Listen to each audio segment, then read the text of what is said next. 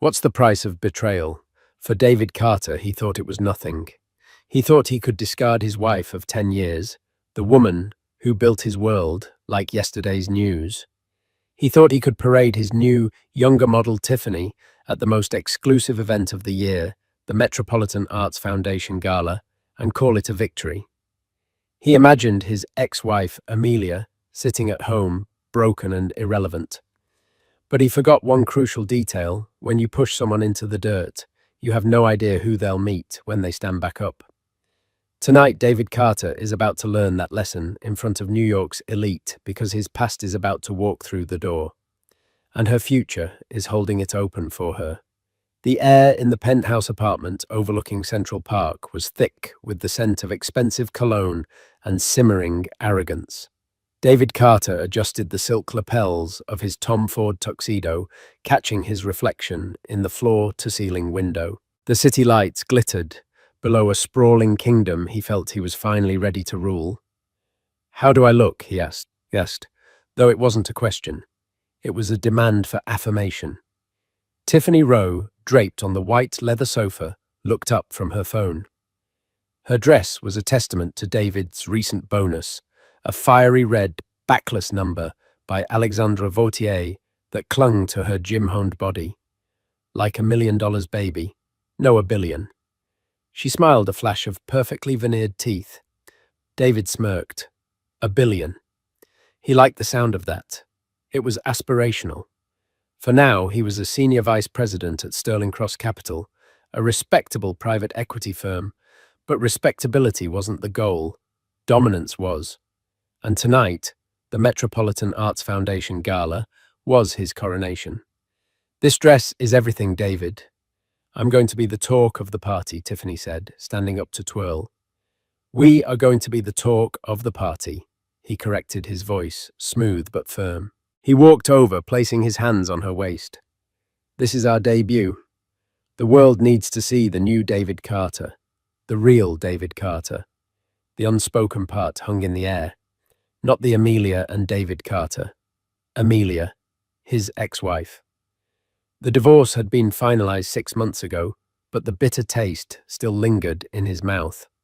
Not of regret, but of annoyance. The proceedings had been a nuisance, a tedious severing of a life he had outgrown. 10 years they had been together since college. He saw her now as a relic of his past, a black and white photograph in his new Technicolor life.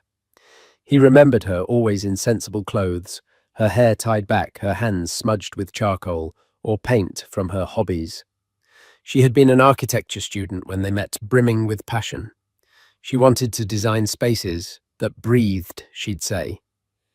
But her ambition had been quietly shelved year by year to support his. She'd managed their home, hosted his work dinners, proofread his reports, and celebrated his promotions as if they were her own. She had been the perfect corporate wife, the scaffolding that allowed him to build his career. And like all scaffolding, it was meant to be dismantled once the structure was complete. The final argument replayed in his head, a scene he'd edited for his own comfort. "You don't even see me anymore, David," Amelia had said, her voice trembling, but not breaking. She was standing in the kitchen of their old brownstone, the one she had painstakingly renovated herself.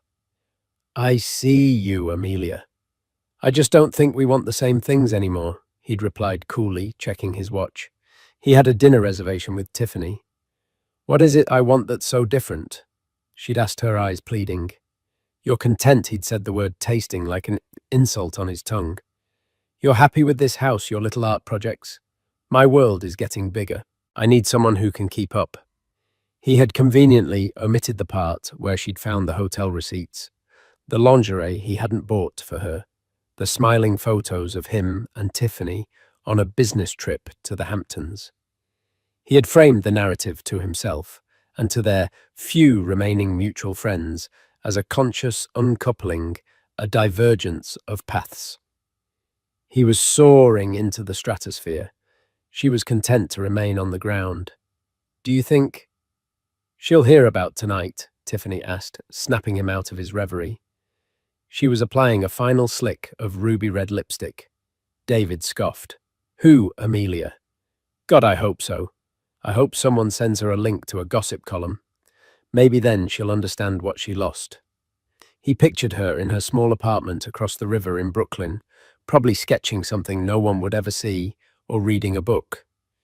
The image filled him with a satisfying sense of superiority. He had won, ready to go. He held out his arm. Ready to make an entrance, Tiffany purred, taking it. As the elevator descended, David felt a surge of adrenaline. The gala wasn't just a party. It was a battlefield of influence and perception. It was where deals were whispered over champagne and fortunes were sized up by the cut of a suit or the carat of a diamond. Tonight, with Tiffany on his arm, he wasn't just attending. He was making a statement. He was powerful, he was desirable, and he was unshackled from the quiet, unassuming past that was his first wife. He was utterly blissfully ignorant of the fact that scaffolding once removed can reveal a masterpiece that was hidden from view, and that masterpieces, unlike shiny new buildings, are timeless and priceless. The black Escalade slid to a stop before the grand floodlit entrance of the Metropolitan Museum of Art.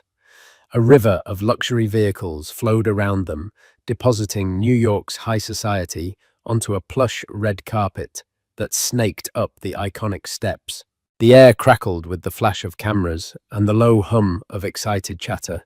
"Showtime," David whispered, giving Tiffany's hand a squeeze. A uniformed attendant opened their door, and they stepped out into the crisp autumn air.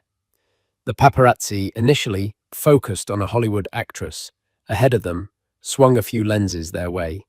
David straightened his bow tie, a practiced move of casual importance. He guided Tiffany forward, his hand placed proprietorially on the small of her back. She played her part perfectly, smiling dazzlingly, tilting her head just so, a siren in scarlet. They were a vision of modern success, the sharp-suited financier and his beautiful younger companion.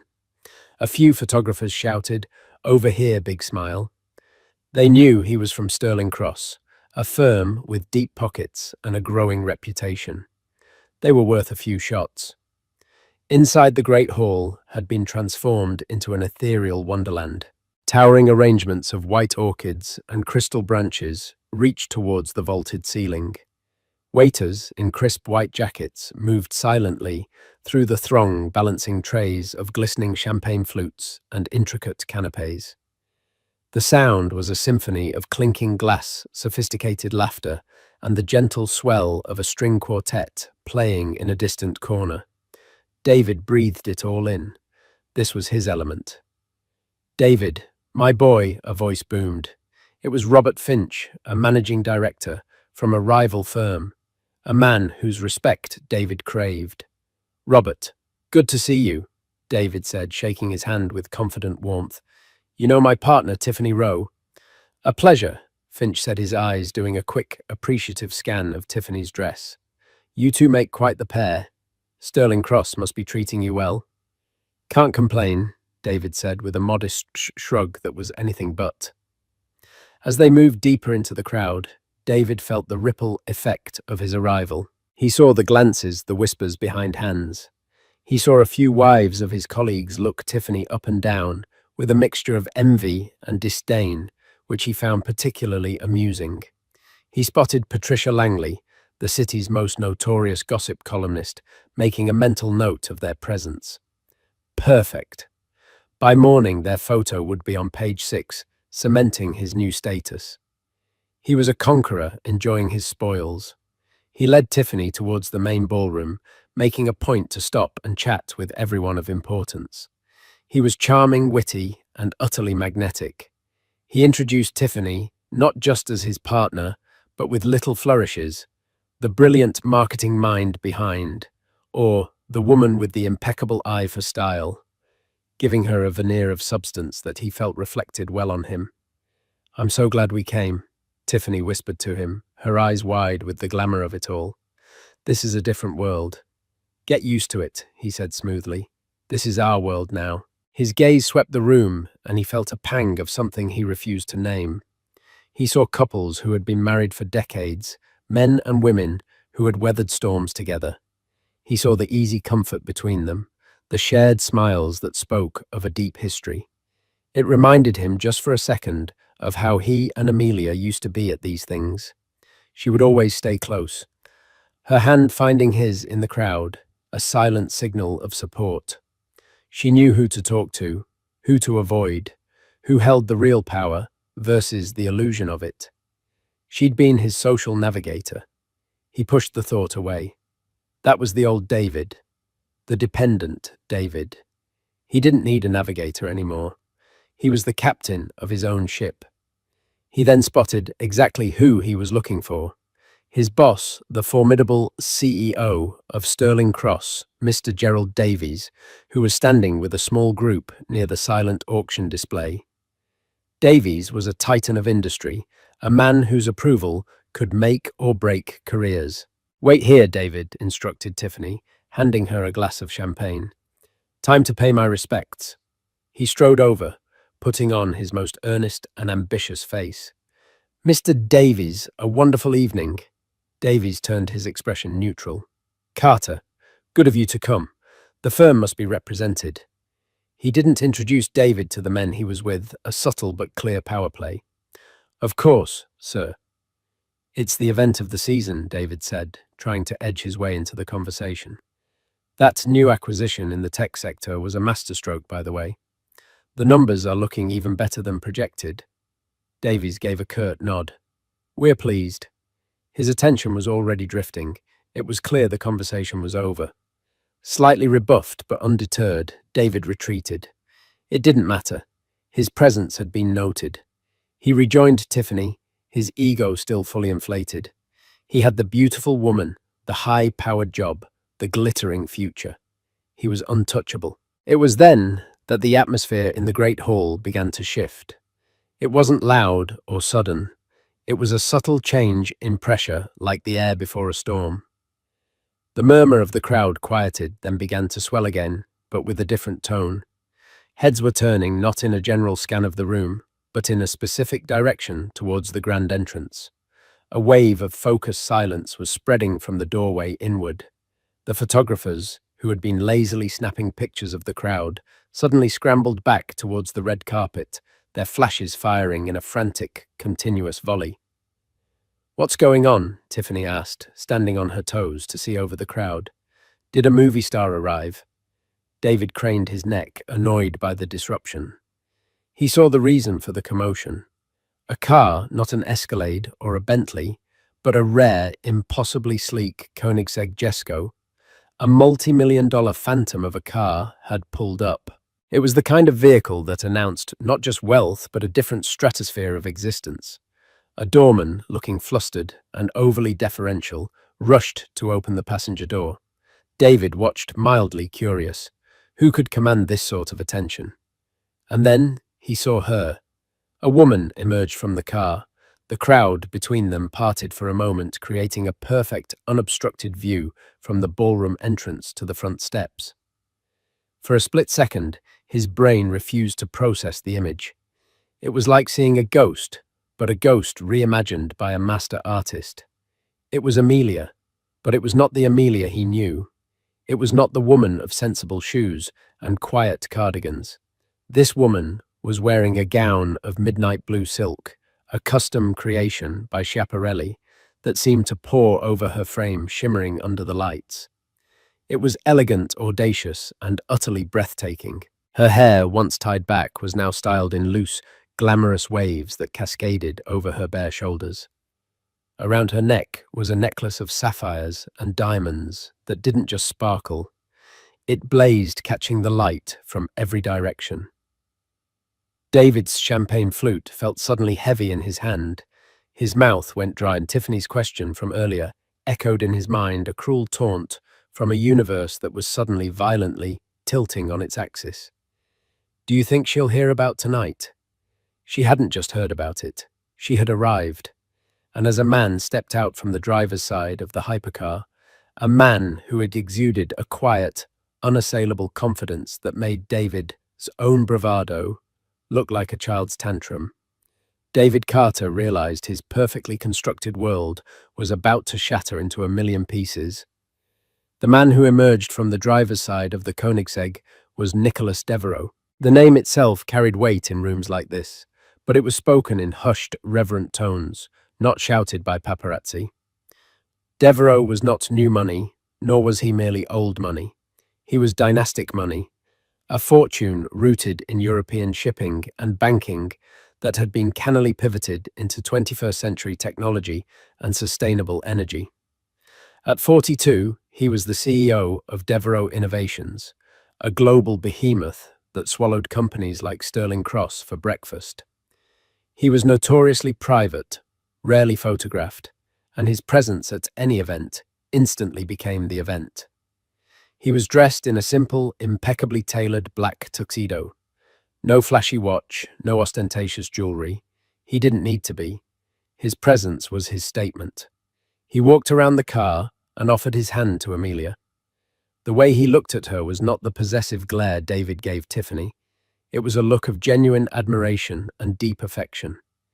He said something to her too low for anyone else to hear, and she laughed. It was the sound of her laugh that hit David like a physical blow. It was lighter than he remembered Freya. It was a sound he hadn't heard in years, a sound he had unknowingly suffocated. The crowd, which had been parting out of curiosity, now parted out of respect. Nicolas Devereux and his breathtaking companion began their ascent up the steps. The flashbulbs were blinding. David, David, who is that? Tiffany's voice was sharp, laced with an unfamiliar note of panic. The confidence had evaporated from her face, replaced by a confused scowl. That woman, she looks familiar. David couldn't speak. His throat was a knot of concrete. He felt 100 pairs of eyes on him. People who knew him, knew of his divorce, were now looking from the radiant vision at the door to him and his scarlet-clad date. The comparison was brutal. He felt a hot, prickling shame crawl up his neck. He and Tiffany had tried to make a splash. Amelia and her companion had just created a tsunami. That's Amelia. He finally choked out the name, tasting like ash. Tiffany's jaw dropped. Her perfectly painted lips parted in disbelief. That's Amelia. Your ex-wife. The one you said was plain? Her voice was an incredulous squeak. She looked from Amelia back to David, and for the first time, a flicker of doubt of re-evaluation entered her eyes. Amelia and Nicholas paused at the top of the steps. He guided her with a light touch at her elbow, his movements fluid and assured. They weren't striding for attention, they simply commanded it. As they entered the great hall, the string quartet seemed to falter for a beat before resuming. Gerald Davies, David's boss, who had barely given him the time of day, minutes earlier immediately broke from his conversation and began moving towards the entrance with a purposeful stride, a shark sensing blood, or in this case, money in the water. Nicholas, what a pleasant surprise. Davies boomed his voice, now oozing a sycophancy that was nauseating to witness. Nicholas greeted him with a polite, reserved nod. Gerald, a fine event for a worthy cause. His gaze was calm, missing none of the frantic energy his arrival had caused. And then his eyes, a deep, intelligent blue, swept across the room and landed for a brief, chilling moment on David. There was no malice in the look, no anger. There was something far worse, complete and utter indifference. It was the look a man gives something he is about to step over without noticing. But Amelia's eyes found him too. Their gazes locked across the sea of gaping faces. David had expected to see triumph in her eyes, or perhaps a flicker of old pain. He saw neither.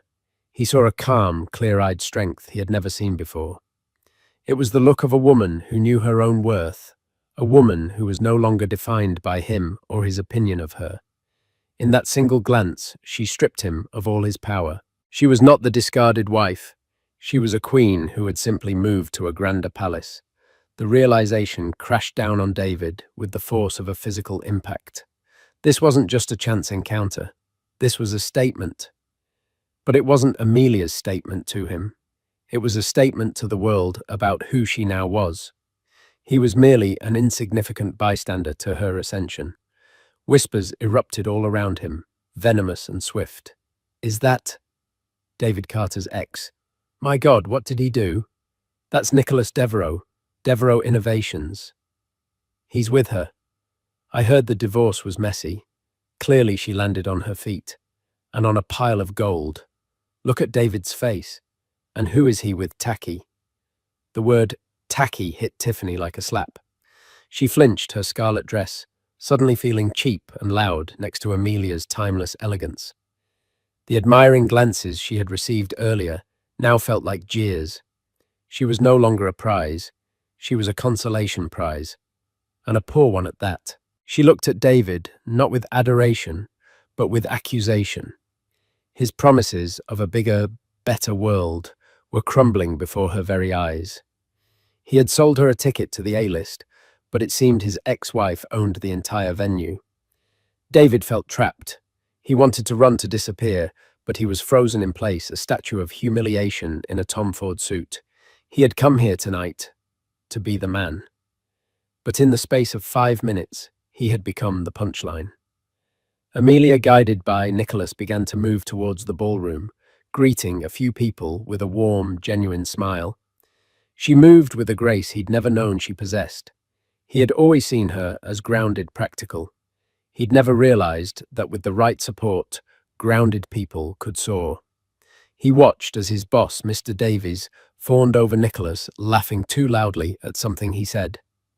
Then Davies turned and gestured towards Amelia with deep respect. They were heading their way, not for him, but towards the main dais at the front of the ballroom. Their path would take them directly past the spot where David and Tiffany stood, rooted in their own personal hell. The moment he had dreaded was now inevitable. A confrontation was coming. But as Amelia walked towards him, looking regal and serene, he knew with sickening certainty that this wouldn't be a confrontation between equals. It would be an execution. The few yards of Persian carpet separating them felt like a mile-long walk of shame. The air grew thin around David. Every rustle of Amelia's Schiaparelli gown seemed to mock the synthetic sheen of Tiffany's dress. Nicholas Devereaux walked with the unhurried pace of a man who owns every room he enters. His eyes were focused ahead, but David felt their peripheral power. Mr. Davies, still attached to Nicholas's side like a pilot fish to a shark, was the one who saw David first. A flicker of annoyance crossed his face, as if David were a piece of furniture, unfortunately placed in his path. Carter, he said, his tone clipped and dismissive. Nicholas and Amelia paused. The moment was suspended in time. The ambient noise of the gala seemed to fade into a dull roar, focusing all sound and light on this one impossibly awkward tableau. Amelia looked at David, her expression serene. There was no anger, no pity. It was the polite, distant look one gives a former colleague from a job long since past. David, she said, her voice even and cool. It was the first time she'd spoken his name, and it sounded foreign, clinical. David's pride, bruised and battered, made a last pathetic stand. He felt an overwhelming urge to assert himself, to prove he wasn't the pathetic figure everyone now saw. He gestured stiffly towards Tiffany, who looked like she wanted the floor to swallow her whole. Amelia. You remember Tiffany? He said, the words coming out harsher than he intended. It was a petty, desperate jab, an attempt to remind her of the reason their marriage had ended. Amelia's gaze flickered to Tiffany for a fraction of a second. She gave a small, almost imperceptible nod. It was not a greeting of an equal, but a dismissal. She didn't even say her name. She had rendered Tiffany utterly insignificant without a single word. Tiffany visibly shrank her face, flushing a shade that clashed horribly with her dress. Nicholas Devereaux, who had remained silent, finally spoke. His voice was not loud, but it cut through the tension with the precision of a surgeon's scalpel. He looked directly at David, but his words were for his boss. Gerald, he said, his tone dangerously smooth. I wasn't aware Sterling Cross was part of our current philanthropic portfolio. Mr. Davies paled. Nicholas, we are great admirers of the Foundation's work. We contribute annually. Admirable, Nicholas replied, his eyes still locked on David. He then turned his gaze slightly to include Tiffany. The Foundation's work this year is centered on supporting emerging female artists and designers, women of substance and vision who have perhaps been overlooked. He let the words hang in the air, each one a perfectly aimed dart. David felt his blood run cold, but the masterstroke was yet to come. Nicholas turned his full attention back to Amelia, his expression softening into one of genuine pride. He placed a hand gently on her back. "But introductions are in order," he said, his voice now projecting slightly for those nearby to hear. "Gerald, I don't believe you've been formally introduced to my fiancé." A collective gasp was audible from the surrounding guests. Fiancé. The word detonated in the center of the room. It wasn't a fling. It wasn't a rebound. It was a commitment from one of the world's most elusive and powerful men. Davies's eyes widened in shock, then in dawning frantic comprehension. He looked from Amelia's serene face to David's horror-stricken one. The professional calculus was happening in his head at lightning speed. My sincerest congratulations, Nicholas." "To you both," Davies stammered, extending a hand to Amelia. "A pleasure, Ms. Amelia Lawrence," she supplied her maiden name. She shook his hand firmly. "It's a pleasure to meet you, Gerald." David felt the world spin. Lawrence. She had shed his name. She had shed everything about him. But Nicholas wasn't finished. This was not a simple social slaughter. It was a methodical dissection. "But you are mistaken about one thing," Gerald Nicholas continued, a faint, razor-thin smile touching his lips. "Amelia isn't just my fiancée. She is the reason we are all here tonight." He gestured vaguely towards the stage at the far end of the ballroom, the Foundation's centerpiece project. "This year, the one my company has underwritten with a $50 million grant is the new Devereaux Wing for Contemporary Design at the museum." Mr. Davies nodded enthusiastically. "Yes, of course. We've all been eagerly anticipating the unveiling of the designs tonight." Nicholas's smile widened. He looked back at Amelia with pure adoration. "Then allow me to introduce you to the creative force behind it. The winner of the Blind International Competition. The lead architect and designer of the entire Devereaux Wing, Ms. Amelia Lawrence." Silence. A profound, echoing silence fell over the gala. David Carter felt the floor drop out from beneath him. It couldn't be.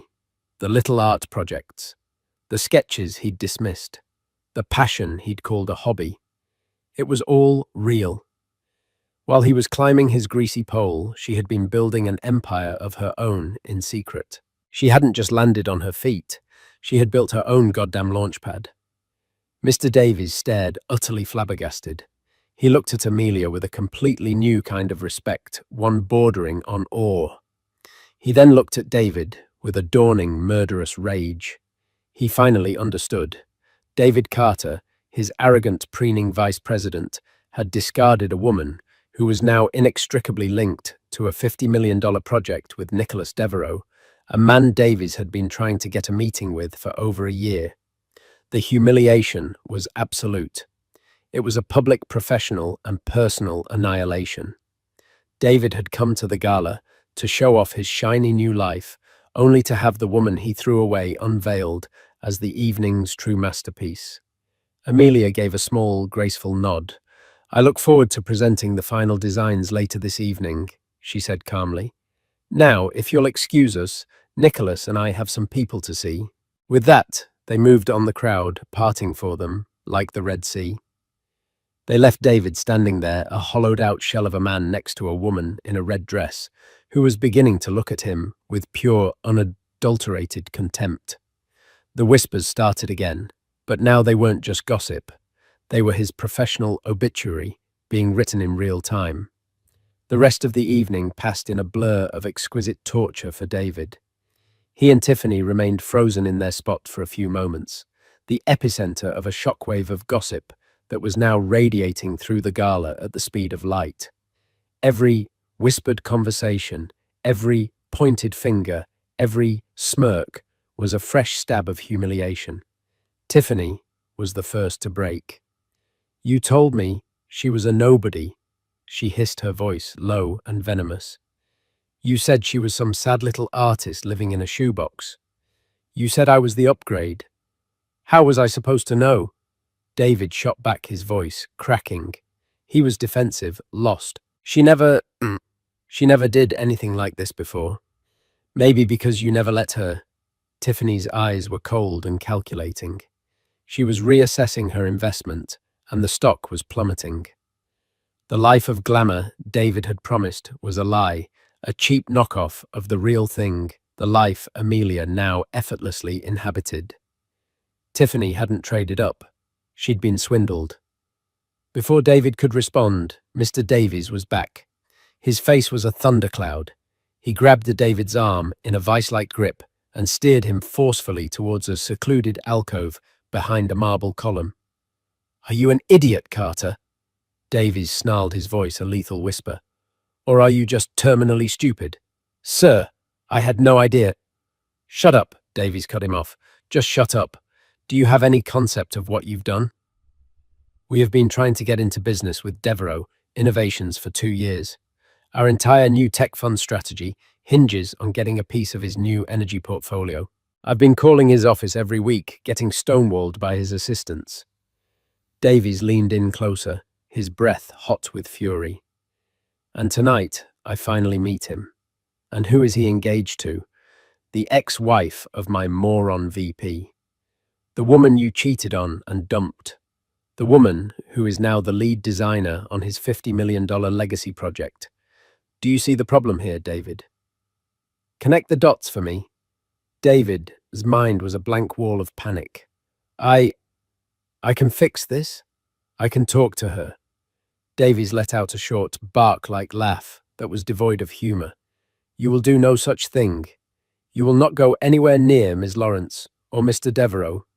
You will take your date," he said the word with utter disgust, "and you will leave, quietly, through a side door." "But, sir, my office." "Monday, 8 a.m. Sharp Davies said, his voice dropping to an icy calm that was more terrifying than his rage. "And I suggest you spend the weekend updating your resume."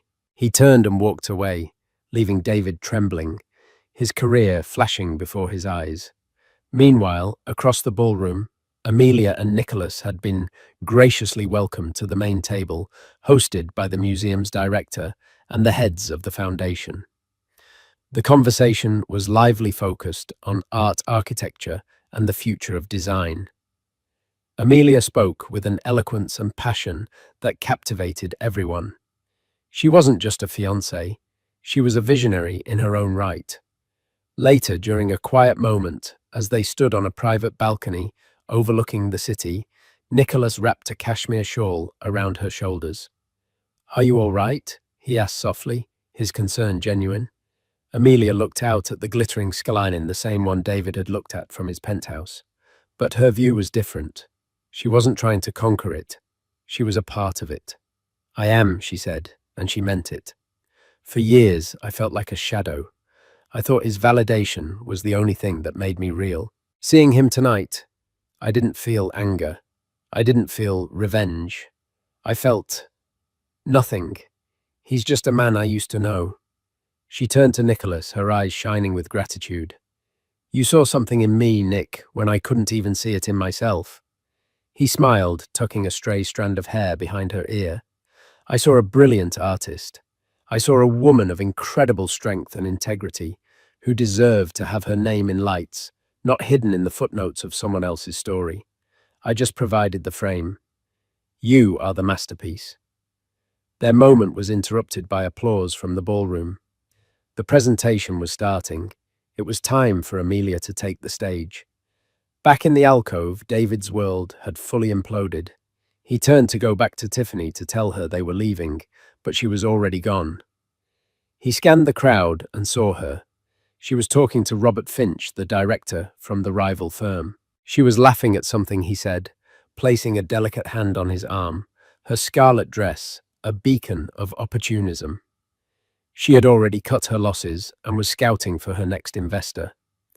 Defeated David stumbled towards a side exit, ignoring the curious and pitying stares. As he pushed the door open into the cold night air, the sound of applause echoed from the ballroom, followed by the clear, confident voice of the museum director. And now it is my great honor to welcome to the stage the creative genius behind the new wing. Ms. Amelia Lawrence. David didn't look back. He couldn't bear to. He had walked into the gala thinking he was the king of his own story, only to become a footnote in hers. 2 weeks later, the city was still buzzing. The society pages and architecture journals alike had been filled with breathless praise for the Devereux wing. Amelia Lawrence was the toast of the town, lauded not as a billionaire's fiancée, but as a formidable new talent in the world of design. Her vision, a fusion of sustainable materials and light-filled, human-centric spaces, was hailed as revolutionary. Amelia stood in the middle of a cavernous, sun-drenched loft in Soho that now served as the headquarters for Lawrence Design Studio. Blueprints were spread across massive oak tables, and a team of bright young architects were animatedly discussing material swatches. The air hummed with creativity and purpose. This was her world, a world she had built from the ashes of her old life. Her phone buzzed. It was a text from Nicholas. "Thinking of you, don't work too hard. The world can wait a day for its next beautiful building." She smiled. Their relationship was a quiet harbor in her busy new life. He never overshadowed her, never competed with her. He simply celebrated her finding as much joy in her success as she did. He was a partner, not a proprietor. There was a soft knock on her office door. Her assistant, a sharp young woman named Chloe, poked her head in. "Ms. Lawrence, there's a delivery for you." A courier brought in a large flat cardboard box. Curious Amelia sliced it open. Inside was a framed article cut from a major financial newspaper. The headline read, "Shake-up at Sterling Cross, Senior VP David Carter departs amidst restructuring." Below the article, someone had taped a smaller, more salacious clipping from a gossip column. It was a photo of Tiffany Rowe, arm in arm, with Robert Finch at a different event. The caption reading, "Wall Street's newest power couple." Financier Robert Finch and stunner Tiffany Rowe seem inseparable these days. Amelia looked at the clippings for a long moment. There was no triumph, no schadenfreude. There was only a quiet sense of closure, like closing the final page of a long, difficult book. David's fall had been as swift as it was brutal. Fired from Sterling Cross, he had become toxic overnight. No reputable firm would touch him. He was a case study in how not to manage your personal and professional life. His obsession with image had led to the destruction of his own. Tiffany, true to form, had jumped from his sinking ship to the next available yacht. Amelia slid the clippings into a drawer out of sight and out of mind. They were relics of a past that no longer had any power over her. Her future was here in this studio, in the lines of the buildings she would create. Later that afternoon, she walked through the construction site at the museum. The initial foundation had been laid. She ran her hand over the cool, smooth concrete, the literal and metaphorical foundation of her new life. Nicholas met her there, dressed in jeans and a simple sweater, looking more like a professor than a billionaire. He didn't ask her about David. He didn't need to. He just handed her a hard hat and a warm cup of coffee. "It's going to be magnificent," he said, looking at the sprawling site, his eyes filled with pride for her. "Yes," Amelia agreed, looking not at the construction, but at the clear blue sky above. It is. She had once been the scaffolding for someone else's dream. Now she was the architect of her own building, a future on a foundation of self-worth, talent, and a love that wasn't about possession, but about partnership. She had lost a life she thought she wanted only to build one that was beyond her wildest dreams. And she had done it, not by finding a billionaire, but by first finding herself. He was just the beautiful, supportive partner who had arrived at the perfect time to watch her shine. 6 months had passed since the gala. The New York winter had thawed into a vibrant spring, and with it the steel skeleton of the Devereux wing had begun to rise against the Manhattan skyline. It was a tangible monument to Amelia's new reality. She now spent most of her days on site, her custom Schiaparelli gown replaced with practical tailored trousers, steel-toed boots, and a white hard hat that had Lawrence stenciled on the side. She moved with authority, her voice clear and decisive as she conferred with engineers and construction foremen. She wasn't just the designer, she was the conductor of a symphony of creation, and she had never felt more alive. Her relationship with Nicholas had deepened, settling into the comfortable rhythm of true partnership. He was her most ardent supporter and her wisest counsel, yet he never once tried to solve her problems for her. He understood that her power came from her own agency. One afternoon, while reviewing a complex wiring schematic in her on-site trailer, her assistant Chloe knocked, looking unusually hesitant. "Ms. Lawrence," she began, "there's a man here. He has a letter for you. He insists on giving it to you personally." Amelia looked up annoyed at the interruption. "I'm busy, Chloe. Have him leave it with you." "I tried, ma'am," Chloe said, her voice dropping. "It's David Carter." Amelia froze. The name felt like a relic from another era, a ghost at the feast.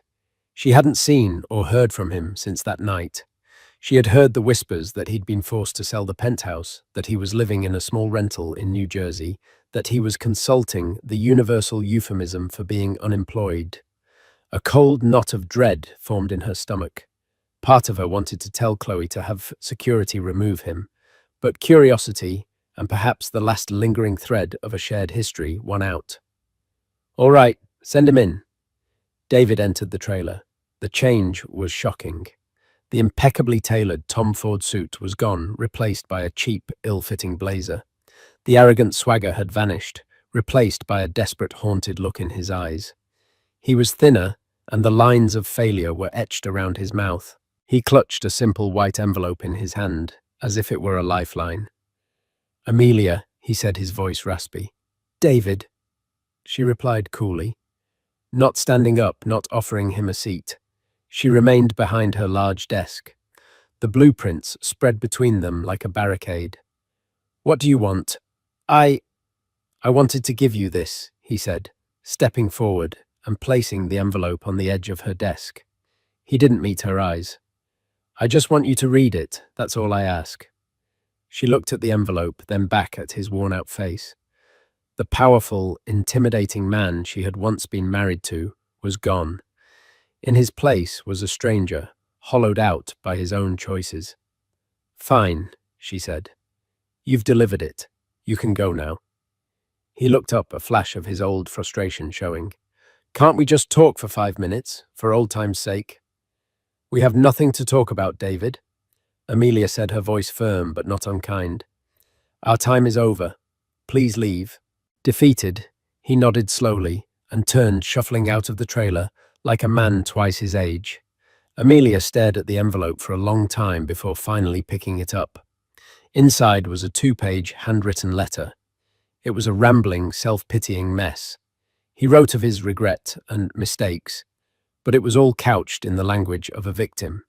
He talked about the pressure of his job, about how he lost his way, about how he missed the simple life they used to have. He never once mentioned Tiffany by name, referring to her only as a terrible misjudgment. The final paragraph was the true purpose of the letter. "I know I have no right to ask you for anything, Amelia, but seeing what you're building, it reminds me of the dreams we used to share. I'm in a difficult place. A word from you to Nicholas, or anyone really, it could change everything for me. I just need a second chance to get back on my feet. I'm not asking for a handout, just a door to be opened. For the man I once was." Amelia put the letter down, a profound sadness washing over her. Not for him, but for the woman she had been, the woman who would have believed this pathetic manipulation. He wasn't sorry for what he did. He was sorry he got caught and lost everything. He didn't miss her. He missed what she provided. That evening, she showed the letter to Nicholas. He read it, his expression unreadable, and handed it back to her. "What do you want to do?" he asked simply. The old me would have felt guilty, Amelia confessed. She would have felt responsible. She would have made the call. "And the you sitting here now," Nicholas prompted gently. Amelia looked around her beautiful, peaceful home, then thought of the soaring structure rising at the museum. "The M sitting here now knows that second chances are earned, not begged for, and that you can't build a new future on a rotten foundation." She knew she couldn't leave it unanswered.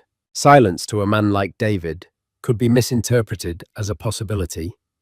She needed to send a final, definitive message. The next day, she went to a storage unit where a few boxes from her old life remained. She found what she was looking for, a worn, leather-bound sketchbook from their first years of marriage. Its pages were filled with her early brilliant designs, innovative suburban homes, community centers, a wild proposal for a cantilevered library over a river. These were the dreams she had shared with him, the ones he had patronizingly called her little projects. She didn't write a letter. She simply opened the sketchbook to a detailed drawing of a light-filled public atrium, a design that was a clear ancestor of the Devereux Wing's central court. On the bottom of the page, in her clear architectural script, she wrote just 7 words: "I was always building, you just couldn't see." She mailed the sketchbook to his New Jersey address with no return address. It was not an act of revenge, but an act of truth. It was returning his own blindness to him. Weeks later, in his drab beige apartment, David received the package. He opened it and stared at the sketchbook. He slowly turned the pages, each drawing a testament to a talent he had actively ignored and dismissed. He saw the genesis of Amelia's genius, a genius that had been there all along right beside him. He finally saw her, not as his wife or his ex-wife, but as the brilliant woman she had always been. He sank onto his couch, the sketchbook open on his lap, and for the first time he didn't feel anger or self-pity. He felt the vast empty weight of his loss. He hadn't just lost a wife. He had discarded a fortune of a different kind, a treasure of talent and spirit he had been too arrogant and too foolish to recognize. And he knew with a certainty that chilled him to the bone that he would spend the rest of his life in the shadow of the world she was building. And that's the story of how one night of calculated arrogance led to a lifetime of karmic justice. It's a powerful reminder that your worth is never determined by who you leave or who leaves you. It's determined by what you build within yourself. David thought he was the prize, but he was just the price Amelia had to pay for her own freedom. Her ultimate triumph wasn't walking in with a billionaire. It was walking in as herself powerful and whole. What did you think of Amelia's incredible transformation and David's downfall? Have you ever witnessed a moment of such perfect, unexpected karma? Let us know your thoughts in the comments below. We read every single one. The flash of 1,000 cameras can build a king or expose a fraud. For tech mogul Jasper Vaughan, tonight was supposed to be his coronation. On the glittering red carpet of the Met Gala, he stood with his new younger lover on his arm, the world at his feet. He had everything: the money, the fame, the woman. But what he didn't know was that across the city, the past he so carelessly buried was about to make a spectacular landing. The woman he'd left with nothing was about to arrive with everything, stepping off a billionaire's private jet and into the spotlight, ready to change the narrative forever. The air on the steps of the Metropolitan Museum of Art was electric, a heady cocktail of expensive perfume champagne and raw ambition. It was the first Monday in May, and the universe of the elite had converged. Jasper Vaughan, CEO of the tech behemoth Nexus Dynamics, felt the familiar surge of adrenaline. This was his Colosseum. Every camera flash was a validation, every fawning reporter a subject in his kingdom. On his arm, Sienna Monroe clung to him like Kucha ivy. She was 23, a supernova of Instagram fame, whose face was a perfect symmetrical mask of modern beauty. She wore a barely there diamond-encrusted gown by Mugler that was designed less for modesty and more for trending on Twitter. Her smile was blinding, but her eyes, whenever they weren't locked on a camera lens, held a flicker of deep-seated insecurity. She was his living trophy, a testament to his power to acquire the most beautiful things. Jasper over here, a question for Vogue. Jasper turned his own smile, practiced and predator-sharp. He wore a custom Tom Ford tuxedo, the fabric so dark it seemed to absorb the light around him. "Anything for you, Anna," he quipped, though the famous editor was nowhere near this particular scrum. It was a power play, a name drop to remind everyone of the circles he now moved in. "Sienna, you look breathtaking." "Who are you wearing?" a reporter from E! News shouted. "Mugler," she purred into the microphone, her voice a practiced, breathy whisper. "And my heart, of course, belongs to Jasper." Jasper squeezed her hand, a proprietary gesture. He loved this, the performance of it all. The world saw him as a visionary, a self-made shaman who had clawed his way from a garage in Palo Alto to the pinnacle of global finance. They didn't see the wreckage he'd left behind. They didn't see the woman who had co-founded his dream in a cramped apartment, fueled by cheap coffee and a shared belief in the future. They didn't see Ariella. Just the thought of her name was like a ghost at the feast. Ariella Vaughan, his wife of 12 years, the woman who knew the original code of his first successful app because she'd helped write it. The woman who'd mortgaged her inheritance, a modest but meaningful sum from her late parents, to fund his first server rack.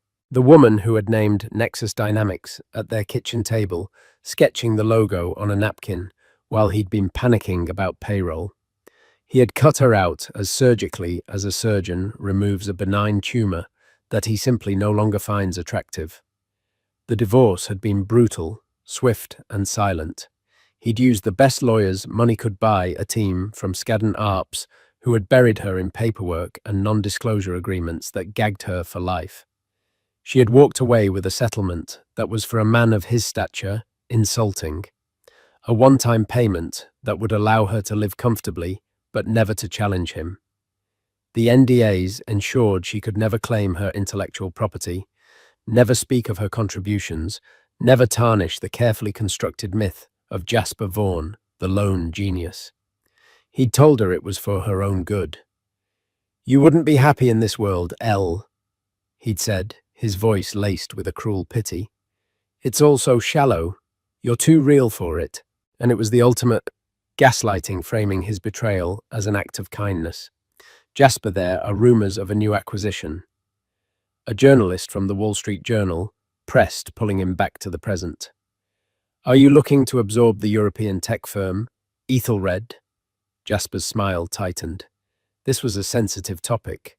The Ethelred deal was his magnum opus, the final jewel in his corporate crown. "We're always exploring opportunities for growth. Nexus is about the future," he said, the perfect corporate non-answer. Sienna, bored with the business talk, tugged at his arm. "Darling, let's go inside. I'm dying for a glass of champagne."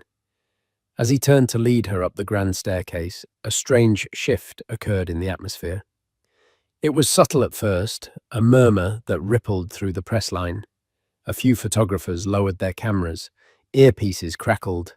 Heads began to turn away from the museum steps and towards the street. "What's going on?" Sienna asked, her voice tinged with annoyance. Their spotlight was being stolen. Jasper followed their gaze. A motorcade of black Cadillac Escalades, the kind reserved for heads of state or the truly powerful, was pulling up, bypassing the designated drop-off zone and gliding to a halt directly in front of the red carpet's entrance. This was a breach of protocol, an audacious power move that even he wouldn't dare attempt. The lead security guard on the carpet, a man named Frank, who had seen it all, spoke into his wrist. "Whose convoy is this? They're not on the list." A collective hush fell over the crowd. The doors of the lead Escalade opened, but it wasn't a celebrity who stepped out.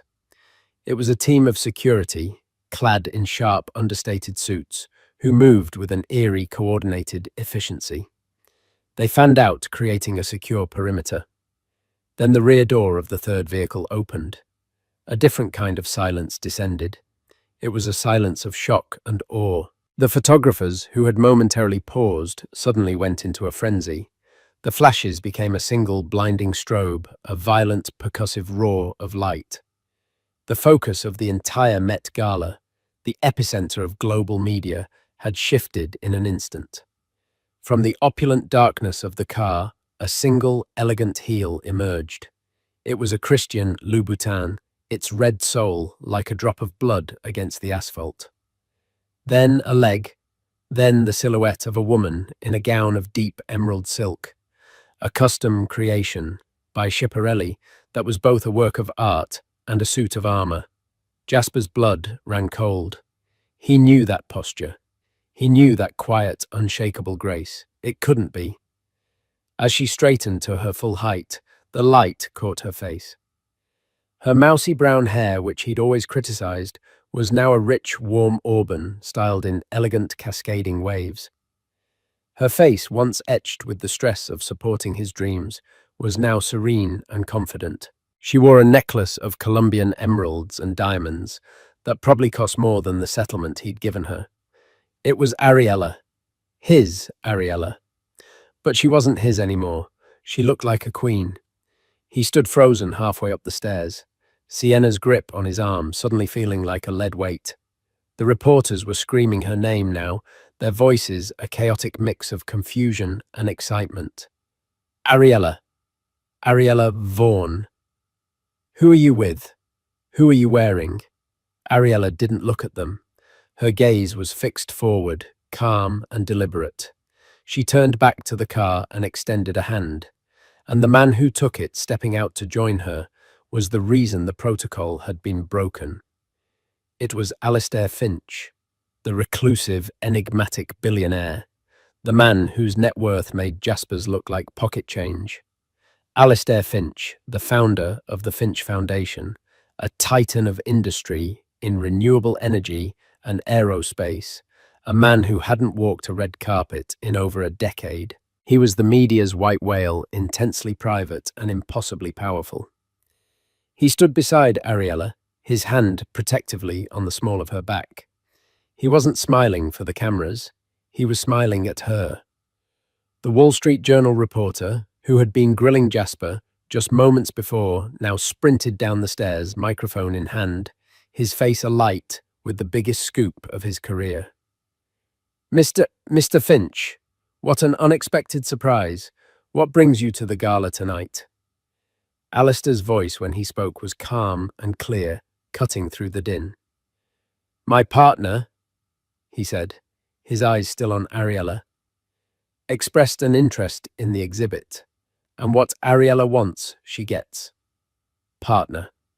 The word echoed across the plaza, amplified by 100 hot mics. It was a declaration. Jasper felt the blood drain from his face. His carefully constructed world was tilting on its axis.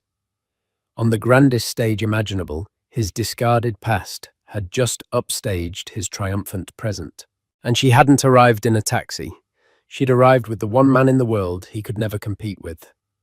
Sienna finally processed what was happening. Is that your ex-wife? She whispered, her voice a mix of disbelief and horror. Jasper couldn't answer.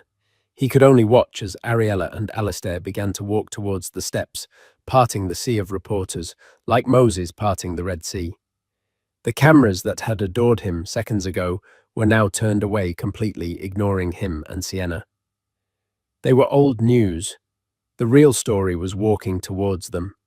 And as Ariella reached the bottom of the staircase, her eyes cool and composed, finally met his. There was no anger in them, no sadness. There was something far worse, indifference. It was the look of a woman who had not only moved on, but had ascended to a stratosphere he couldn't even fathom. The flashbulbs continued to pop, capturing the tableau for eternity. Jasper Vaughan, the new king, standing halfway to the top, forgotten, and Ariella, the woman he had erased, standing at the bottom, poised to begin her ascent with a true emperor by her side. The world seemed to slow down, contracting to the space between the bottom and top of the grand staircase. For Jasper, it was a dizzying, nauseating vertigo.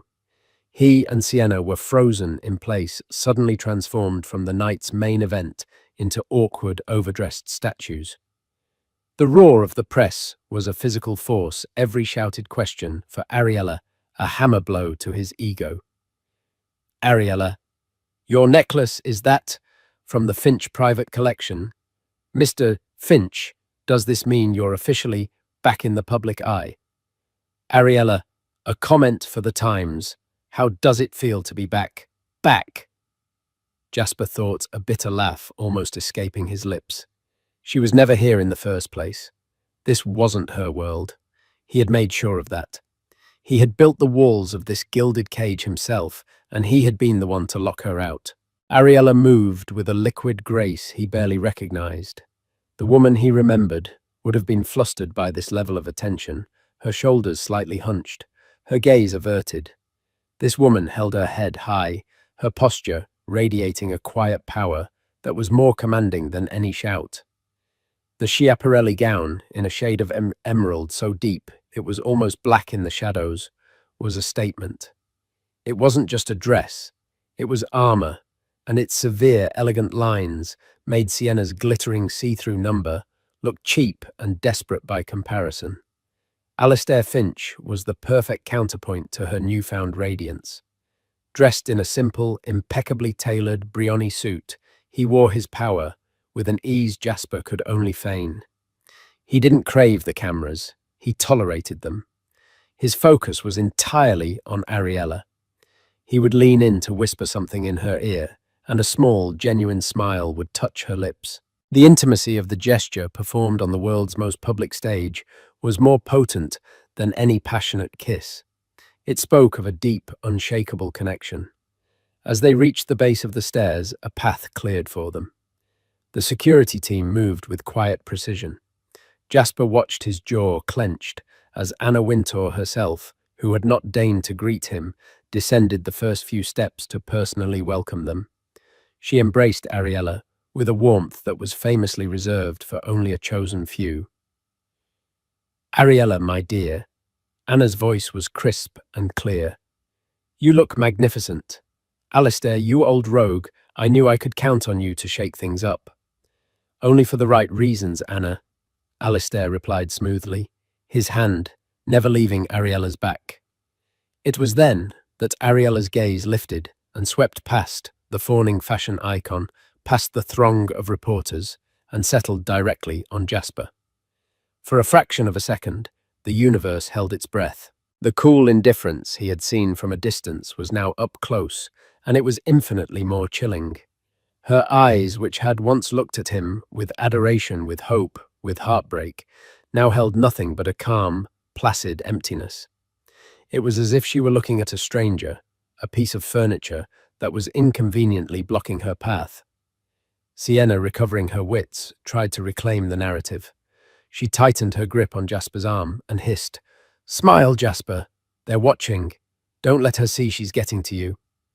He forced the corners of his mouth to lift, but the expression felt like a death mask. Ariella and Alistair began their ascent. They had to walk past them. The four of them were on a collision course on the crimson-carpeted steps. The photographers held their breath, their fingers poised on the shutters, sensing the impending drama. Ariella's eyes flickered from Jasper to Sienna. She took in the younger woman's desperate beauty, the garish dress, the possessive hand on her ex-husband's arm.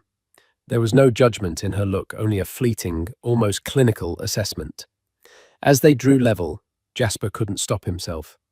The words tore out of him, a low, venomous whisper, meant only for her. "What is this, Elle? What kind of game are you playing?" Ariella paused. Her movement so slight it was almost imperceptible. She turned her head, her emerald earrings catching the light. Alistair stopped with her, his expression unreadable, but his presence a silent, immovable wall. She looked at Jasper, and for the first time that night, she spoke to him. Her voice was not the one he remembered, the one that would tremble during arguments or soften with affection. This voice was level cool and carried a resonance of newfound authority. Game, she repeated the word, tasting foreign on her tongue. There's no game, Jasper. She then looked him up and down, a slow, deliberate appraisal that mirrored his own countless dismissive glances from the past. This is just my life. It was a devastatingly simple sentence, yet it landed with the force of a physical blow. It reframed everything. His grand life, the one he had flaunted, was her game. Her new reality, calm and powerful, was simply her life. She didn't wait for a response. She gave a minute, almost imperceptible nod, a dismissal, and then turned to continue up the stairs. But Sienna, fueled by jealousy and the humiliation of being ignored, couldn't let it go. He made you know.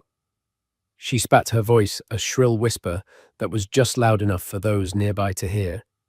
You were nothing before him. Alistair Finch, who had remained silent, finally moved. He didn't look at Sienna. He didn't raise his voice. He simply shifted his body slightly, a subtle but unmistakable blocking maneuver, and looked down at Jasper. His eyes were like chips of ice.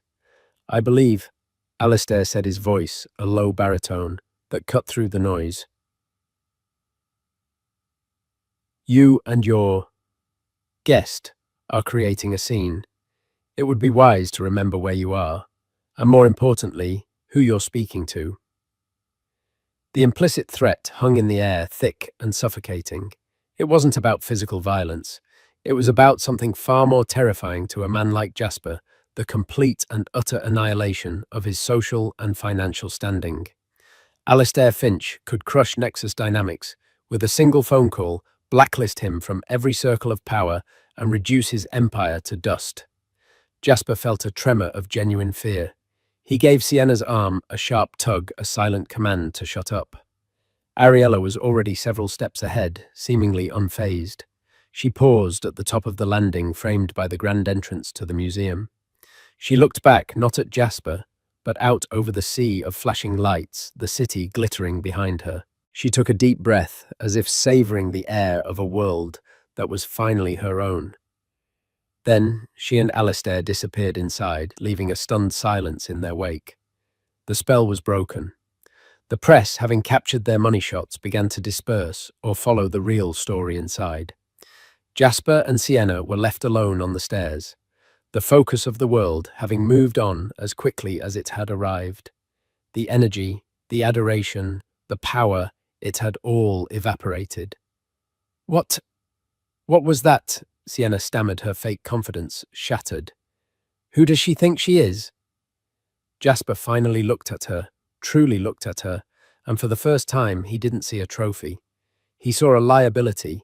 He saw a shallow, foolish girl who had just provoked one of the most powerful men on the planet. He saw a pale imitation of the substance he had thrown away. Get inside, he ordered, his voice flat and dead, and don't speak to anyone. He left her there and stalked towards the entrance, his mind racing. This wasn't a random encounter.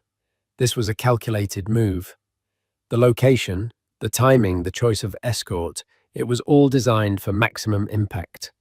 Ariella, the quiet, compliant, real woman he had patronized, had just executed a public relations coup that would make the most seasoned Hollywood publicist weep with envy. But how? How did she get to Alistair Finch? The man was a ghost. He didn't do partners. He'd do partners. And why now? As he stepped into the museum's great hall, the enormity of what had just happened began to sink in. He had come here tonight to celebrate his victory, to put the final stamp on his new life. Instead, the prologue to a whole new war had just been written. And this time, he had a terrifying feeling he was no longer the main character. He was the villain. And every villain, sooner or later, faces a reckoning. The inside of the Met was a swirling vortex of high society. The din of conversation, the clinking of glasses, and the soft strains of a string quartet filled the air. But for Jasper, it was all background noise. He moved through the throngs of celebrities and power brokers like a phantom, his mind replaying the scene on the steps in a torturous loop. Everywhere he looked, he saw people huddled together, whispering. He caught snippets of conversation. "Did you see Ariella Vaughan? With Alistair Finch, can you believe it? The look on Jasper's face. That Schiaparelli gown was a declaration of war." He was the subject of gossip of pity. It was intolerable. He found Sienna near the champagne fountain, already on her second glass, looking sullen and out of her depth. "I can't believe her," Sienna muttered, her eyes scanning the room for any sign of Ariella. "She planned that. She did it just to humiliate you, to humiliate us." "Stop talking," Jasper commanded, grabbing a glass of champagne from a passing waiter and downing it in 2 gulps. His mind was a maelstrom of rage and confusion. Sienna's simplistic analysis was both right and wrong. Of course, it was planned, but the Ariella he knew wouldn't have concocted such a scheme for petty revenge. There had to be something more, a deeper strategy at play that he couldn't yet see. His phone buzzed incessantly in his pocket. He pulled it out. The screen was a cascade of notifications. News alerts from Bloomberg, the New York Times, Forbes. His own PR head, a bulldog of a man named Marcus, was calling him repeatedly. He ignored it. He knew what they would say. He swiped to a browser and typed in Ariella's name. The results, which hours ago would have shown a few old forgotten photos of them together and a link to a defunct pottery blog she once kept, were now exploding. Ariella Vaughan was trending worldwide. Articles were already being written. Speculative pieces titled "The Phoenix, Who is Ariella Vaughan?" Alistair Finch's mystery woman revealed. And most damningly, the ultimate power move as tech CO debuts new love his ex-wife arrives with a titan. He felt a wave of impotent fury. He had spent millions curating his public image, crafting a narrative of solitary genius. In the space of 10 minutes, Ariella had hijacked it, rewritten it, and made him a secondary character in his own life story. He needed to understand. How did she, with her limited resources and non-existent connections, get into the orbit of Alistair Finch? The man was more myth than reality, living on a private island in the Caribbean and communicating with the world through his foundation. He didn't attend parties. He didn't date. He certainly didn't escort jilted ex-wives to the Met Gala. A memory surfaced unbidden. It was from about 6 months ago, during the final ugly stages of their divorce proceedings. His legal team was presenting him with the NDA they had drafted for Ariella. "It's ironclad Mr. Vaughan," the lead attorney, a slick corporate shark named Peterson, had assured him. "She can't discuss the company's formation, her involvement. The initial seed money, nothing. Her name is effectively erased from the corporate history of Nexus Dynamics." "Good," Jasper had said. "She'll sign it." "She's fighting it on one small point," Peterson had replied, looking down at his notes. "It's odd. She's not asking for more money. She's insisting on a clause that releases her from any non-compete obligations specifically related to European tech firms, particularly those specializing in sustainable data solutions." Jasper had scoffed. "Let her have it. What's she going to do? Start a rival company from her one-bedroom apartment? Give her the crumb. It will make her feel like she won something." And he saw it now. It wasn't a crumb. It was a key. Ethelred, the European firm he was trying to acquire, their specialty, sustainable data solutions, the very company the WSJ reporter had asked him about. The connection clicked into place with the force of a thunderclap. This wasn't about the Met Gala. This wasn't about Sienna. This was about Ethelred. He grabbed Sienna's arm, his fingers digging into her skin. "We're leaving." "But we just got here," she protested, whining. "I wanted to get a photo with Zendaya." "Now!" he snarled, dragging her towards a side exit, ignoring the curious stares. The moment they were in the back of his Maybach, he was on the phone with Marcus. "What the hell is going on, Jasper?" Marcus's voice was frantic. My phone has melted. The board is calling. The narrative is out of control. They're painting you as the villain who threw away a diamond and picked up a piece of glass. Forget the narrative, Jasper barked, his voice raw. I need you to dig. I need to know everything about Ariella Vaughan and Alistair Finch. Not the public crap. I need to know when they met, how they met, what their connection is. And I need to know Finch's position on my Ethelred acquisition. Now.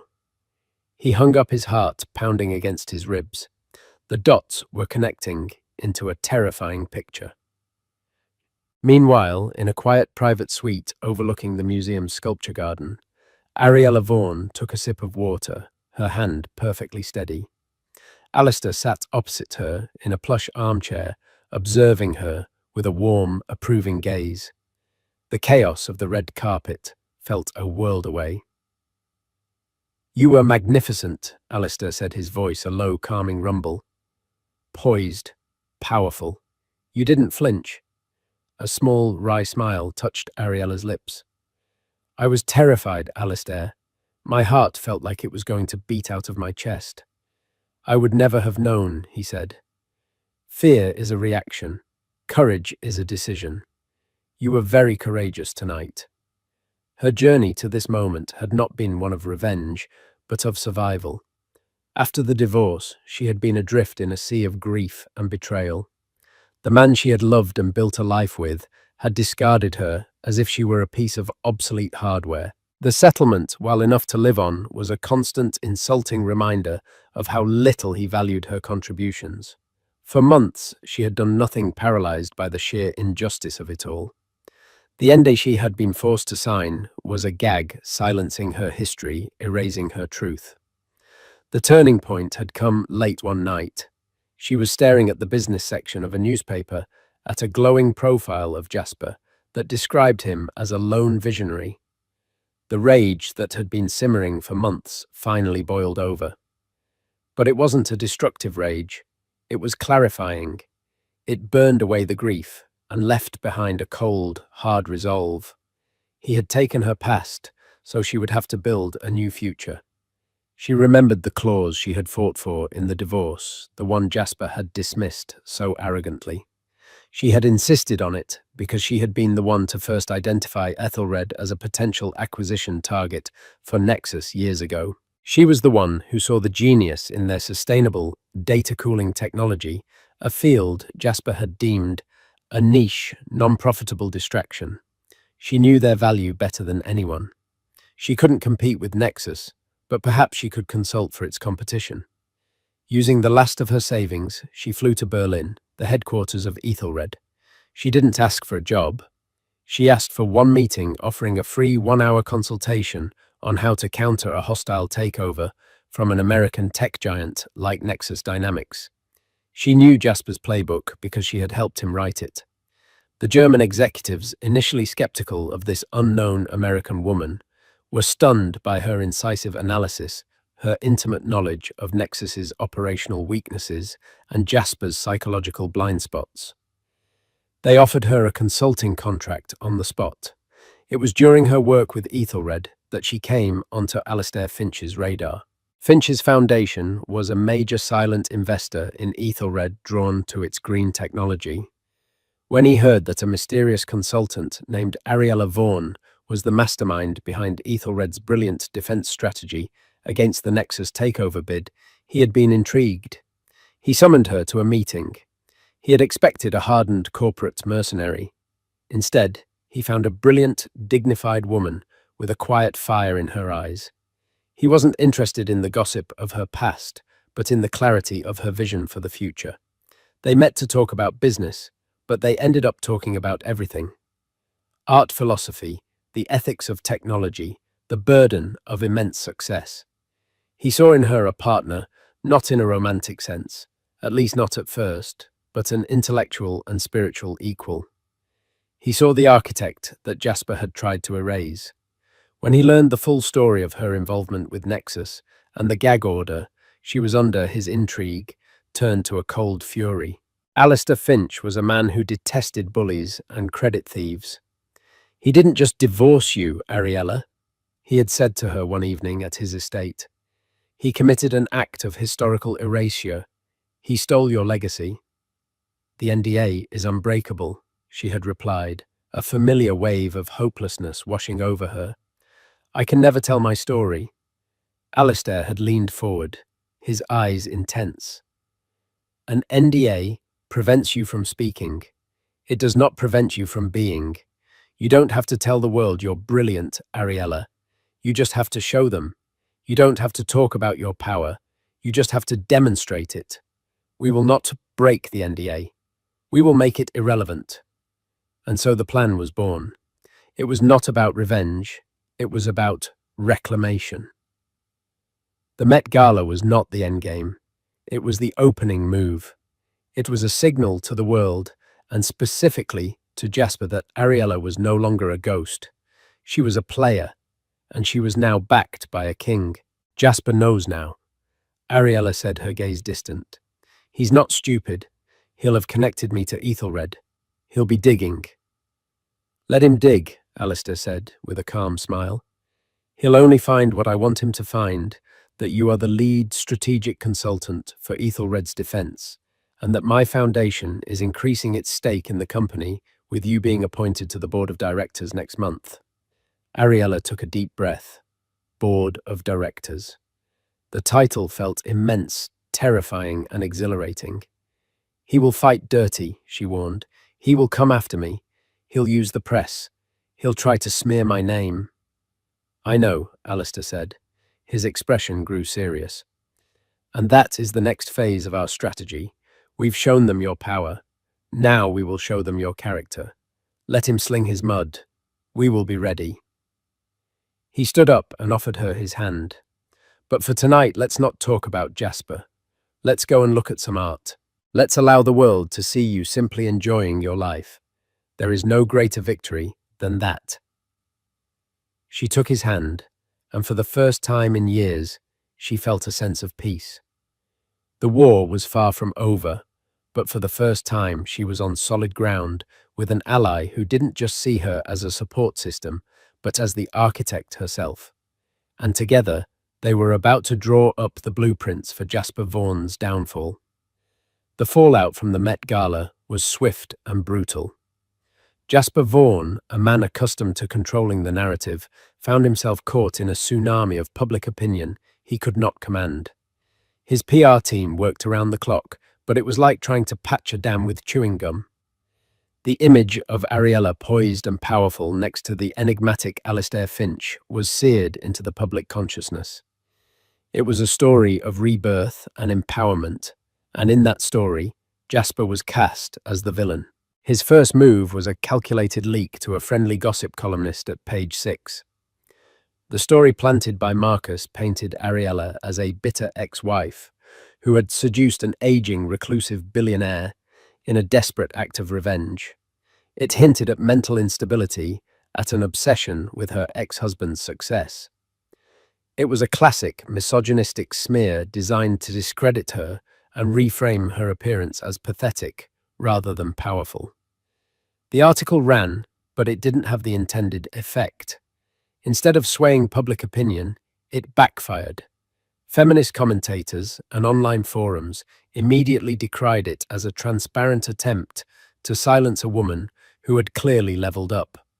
Social media exploded with hashtags like #TeamAriella and #Vindicated People saw the story for what it was, the desperate flailing of a man whose ego had been wounded.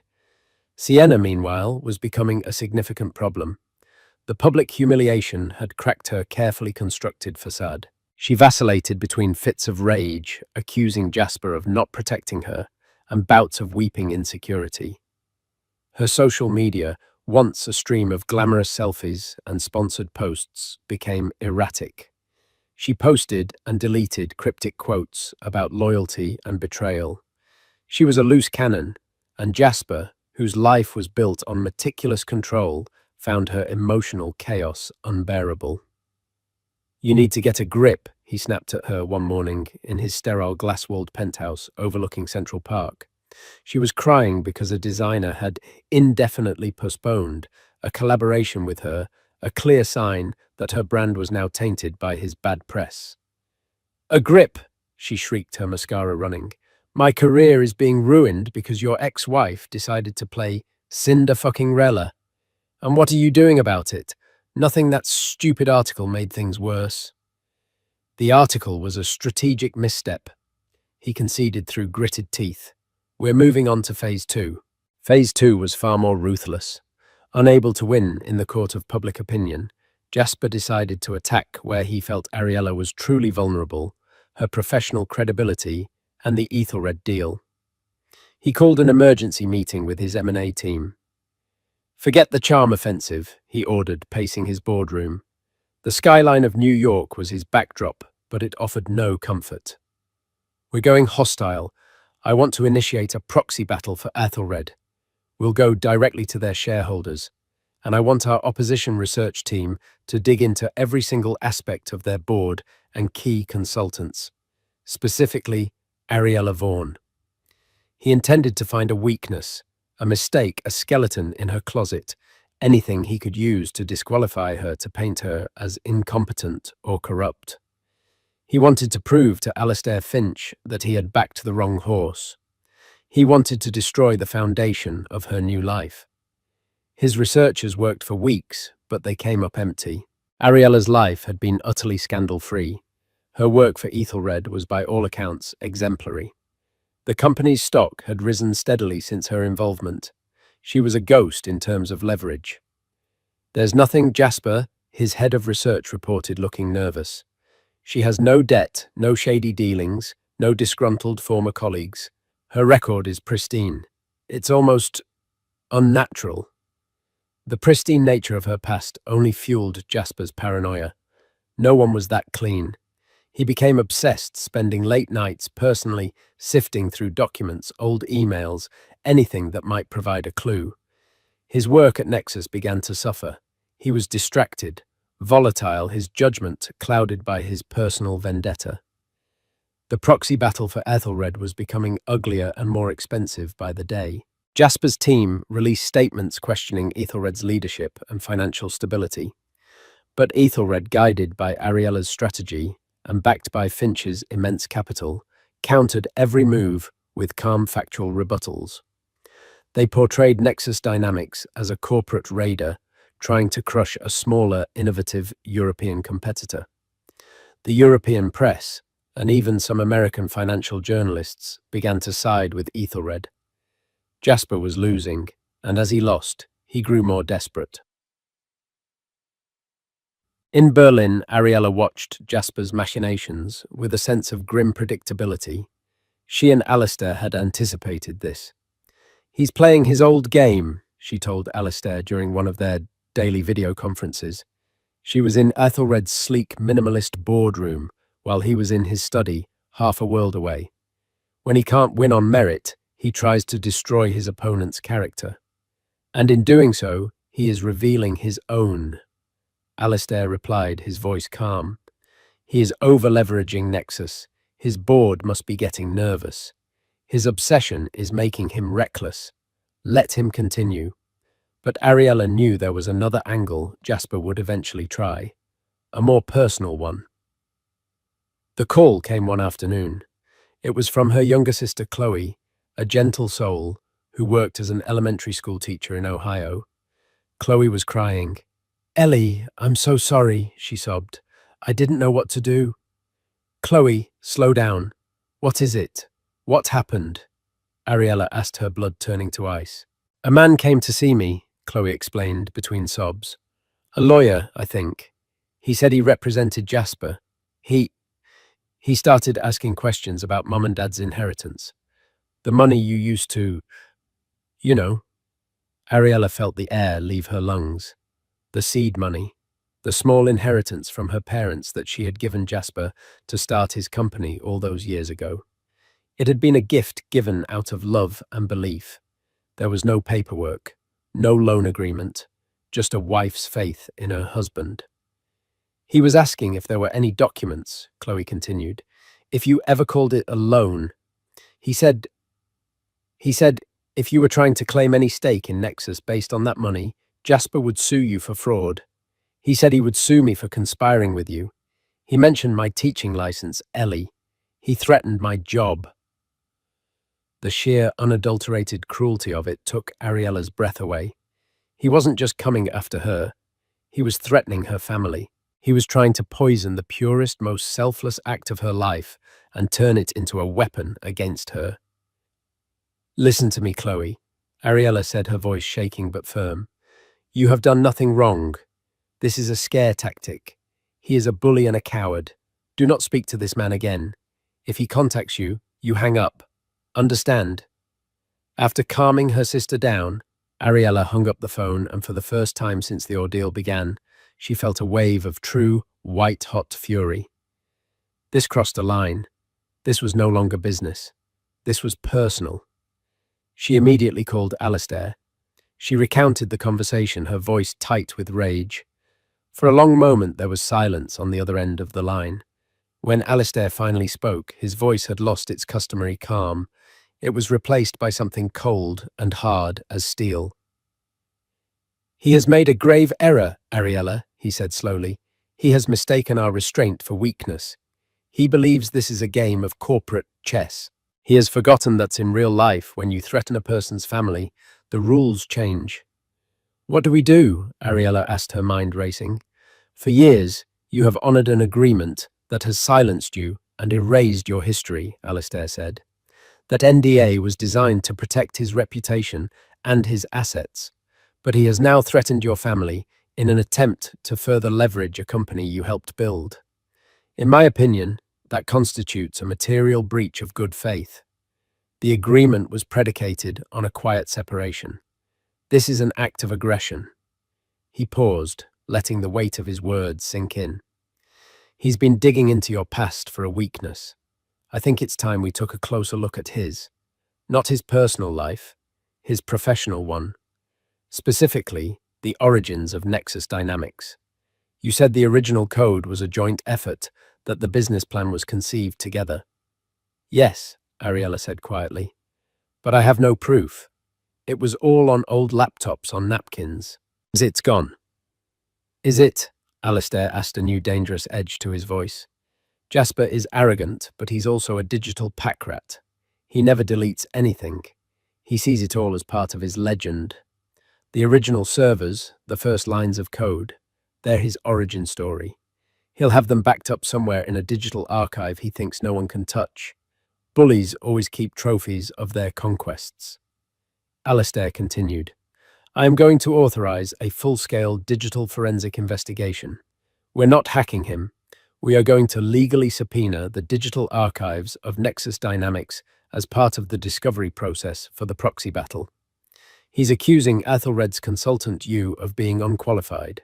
We will counter that your qualifications are so profound that you were in fact the uncredited co-founder of his own company.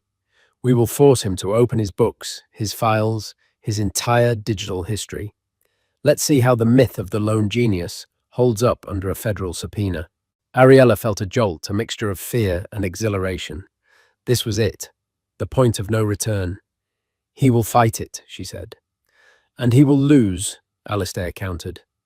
Because he has something to hide, and we, my dear Ariella, are about to bring it into the light. He wanted to dig into your past fine. Let's show him what a real archaeological excavation looks like, so. The battle for Ethelred was about to become secondary. The real war, the war for the truth of Nexus Dynamics, was about to begin. And somewhere in a climate-controlled high-security server farm, the ghost on the napkin was waiting to be resurrected. The legal battle over the Ethelred proxy fight transformed into a direct assault on Jasper's history. Alistair's legal team from Quinn Emanuel filed a subpoena demanding access to Nexus Dynamics' earliest digital archives, arguing that Ariella's qualifications, and thus her competence as a consultant for Ethelred, were rooted in her uncredited role as a co-founder. Jasper's lawyers fought back with frantic energy, decrying the move as an invasive fishing expedition designed to steal trade secrets. They filed motion after motion, but their desperation was transparent. He's stalling, Ariella observed to Alistair from their London war room. The more he fights this, the more certain I am that the proof is in there. His resistance is the tell, Alistair agreed. He's bluffing with a bad hand. It's time to call. Alistair's lawyers were relentless, and the judge, a sharp woman named Atherton, saw through the smokescreen. She granted a court-supervised forensic analysis of Nexus's archives, limited to the company's first 2 years. The news sent Jasper into a spiral of fury and paranoia. His carefully constructed past was about to be excavated. He became a ghost haunting his own company, his legendary focus shattered by the dread of what the forensic team might find in the digital tomb of his old hard drives. Weeks of tense silence followed as the experts sifted through terabytes of old data. For Ariella, the waiting was agonizing, but also clarifying. She poured her energy into her work, with Ethelred building her future, while the truth of her past was being unearthed. The breakthrough came on a grey Tuesday afternoon. An urgent call from Alistair's lead lawyer pulled her from a meeting. "We found it." The lawyer's voice was electric. "It's better than we could have possibly hoped." Ariella sank into a chair, her heart hammering against her ribs. "He's an obsessive archivist of his own genius," the lawyer explained, a note of incredulous laughter in his voice. "Buried in a backup from a 2010 home PC, we found a scanned file. Jasper was so narcissistic that he actually scanned the napkin." The napkin, from their old kitchen table. Ariella felt the air leave her lungs. On that flimsy piece of paper, in her own distinctive handwriting, was the flowchart for the app's core interface, and circled at the top, the name she had invented, Nexus. "But that's not the knockout punch," the lawyer continued, his voice dropping for dramatic effect. "In the same folder, there's a draft of the email he wrote to his first investor. He never sent this version. In it he states, and I am quoting directly, 'My partner and I have developed a revolutionary new platform. She is the architectural visionary behind the concept, while I am handling the business development and coding execution.'" He had written it himself. The unvarnished truth, saved in a moment of candor before his ego rewrote history. He had documented his own lie. "He erased you, Ariella," the lawyer said softly, "and now the evidence of that erasure will be his undoing." The documents were filed under seal, and the effect was seismic. When Jasper's lawyers informed him of the discovery, his world imploded. His legal case was not just compromised, it was annihilated. He was facing perjury charges and a lawsuit from Ariella that the now fraudulent NDA could no longer protect him from. The consequences were immediate. The proxy battle for Ethelred was over. He withdrew the bid in a humiliating public defeat, sending Nexus stock into a freefall. The board, furious at his reckless and costly vendetta, called an emergency meeting. That evening, while Jasper was locked in his office trying to stop the hemorrhaging, Sienna saw the truth. She was tied to a sinking ship, not a king. She quietly packed her jewelry and designer clothes and slipped out of the penthouse, disappearing from his life as silently as she had entered it. When Jasper finally emerged, defeated and broken, the cavernous apartment was silent. He was utterly alone. Across the Atlantic, Ariella stood on a balcony overlooking the London night. Alistair had flown in the moment he'd heard the news and now stood beside her. "It's over," she whispered, the words heavy with the weight of a long and painful journey. "No," Alistair corrected her, gently taking her hand. His presence was a warm, solid anchor in the swirl of events. "It's just beginning. You're free, Ariella. The gag is off. Your history is now yours to claim." She looked at him, her eyes shining in the city lights. The ghost on the napkin hadn't just exposed a lie, it had resurrected her truth. The war for her past was won. Now the campaign for her future could truly begin. The dam of Jasper's lies broke spectacularly. Once the court documents were unsealed, the story of the ghost on the napkin became a global sensation. the irrefutable proof of Ariella's foundational role, the scanned napkin, and the draft email admitting she was the architectural visionary, wasn't just a legal smoking gun. It was a devastating narrative. The reckoning for Jasper Vaughan was swift and total. The emergency board meeting was less a discussion than an execution. Faced with overwhelming evidence of fraud, a collapsed acquisition, and a stock price in freefall, they voted unanimously to oust him as CEO of the company he had stolen. His assets were frozen, shareholder lawsuits piled up, and the CCC launched a formal investigation. His professional world evaporated. His personal world followed suit. Sienna Monroe, seeing her patron's power vanish quietly, packed her designer bags and disappeared, leaving him utterly alone in the wreckage. Jasper became a pariah, a cautionary tale whispered in the boardrooms he once commanded. In stark contrast, Ariella's star ascended. She became a symbol of vindication. The media clamored for interviews, but she refused to engage in the salacious post-mortem of Jasper's career. She was not interested in revenge, only reclamation. She chose a single stage to tell her story, a keynote address at the Women in Tech Global Conference. In front of thousands, she spoke not of her personal pain, but of the creative passion that had once fueled Nexus.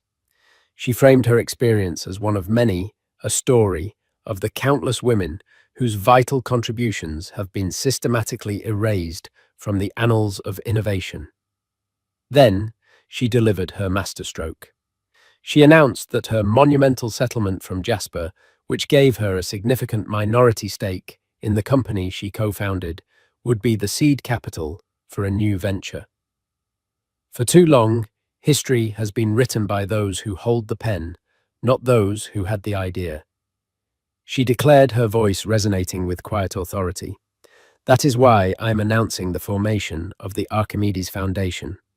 Its mission is simple: to find, fund, and champion the unsung architects of our future. We will provide the capital and legal support to ensure their legacies are protected and their contributions are never again left as ghosts on a napkin. The ovation was immediate and overwhelming. In the front row, Alistair Finch watched not as a savior, but as a proud partner. He had provided the means for her to fight, but this victory, this transformation from victim to leader, was hers alone. Weeks later, after the final papers were signed, Ariella found herself walking near the Metropolitan Museum of Art, the site of her public re-emergence. The memory felt like a lifetime ago. Her phone rang with an unknown number. She answered. Ariella. The voice was a hoarse, broken version of Jasper's. I saw the news about the foundation. He paused, the silence heavy with all that was unsaid. It was always yours, wasn't it, the name? Nexus. It was the closest he could get to an admission, a final self-serving grasp for absolution. Ariella listened to the sounds of the city around her, a city that was no longer his, but a landscape of her own making. The anger and hurt were gone, replaced by a profound sense of peace. She had already moved on. Yes, it was, she said simply, her voice calm and final. Goodbye, Jasper. She ended the call before he could answer. She didn't need to hear another word. His chapter was finished. Slipping the phone into her pocket, Ariella Vaughan turned away from the museum and walked into the bright, clear afternoon, the sole architect of the brilliant future that lay ahead. And that's the incredible story of how a single moment on a red carpet can trigger an avalanche of truth and justice. It's a powerful reminder that true strength isn't about the spotlight you command, but the integrity you hold when no one is watching. Ariella Vaughan's journey wasn't just about revenge. It was about reclaiming a history that was stolen from her and using her newfound power to build a better future for others. It shows us that, even when you're silenced, your truth has a way of coming to light. What do you think? Was Ariella's move at the Met Gala a brilliant act of empowerment or a cold, calculated strike? Who was the real villain in this story? Beyond just Jasper. Let me know your thoughts in the comments below. If you love stories of epic comebacks and justice served, drop a justice for Ariella in the comments section. And as always, don't forget to like this video, share it with someone who needs to hear it, and subscribe for more true life dramas. Thanks for listening.